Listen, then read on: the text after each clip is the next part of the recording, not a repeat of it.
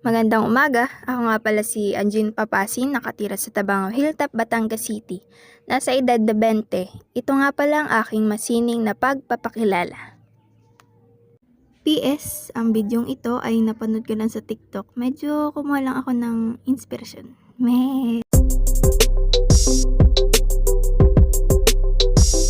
Dito naman tayo sa paborito ko, paboritong hayop. Dalawang cutie, si Taba, si Purita, at si Fury. Paborito kong basahin sa Wattpad, syempre nasa Jonax app yan. Paboritong pagkain, ice cream, pizza, tsaka pasta. Paborito kong K-drama, marami pero pwede ko ma-recommenda sa mga nagsisimula pa lang manood ng Scarlet Heart Trio para lang siya kagat ng guyam guys. Paborito ko namang K-pop band, Stan EXO. Oh, diba? Ang popogi. Red Velvet, Twice, NCT, tsaka The Boys. Mga hilig ko naman gawin, hilig kong kumanta, syempre.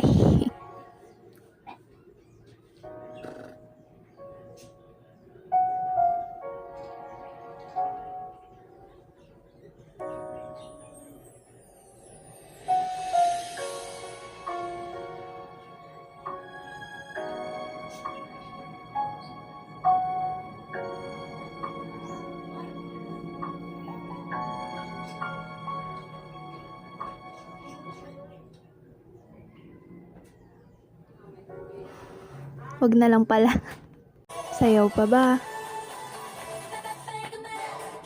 Mukhang ayaw din sa akin. Hilig ko din pala mag-gitara.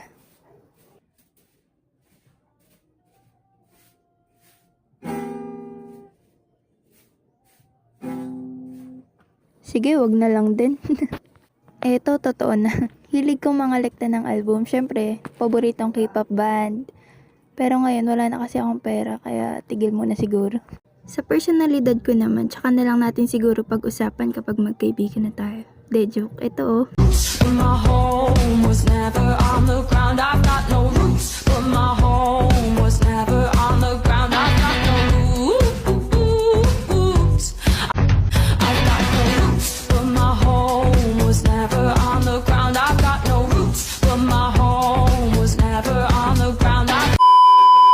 Ayun lang, sana nakilala niyo ako. Maraming salamat.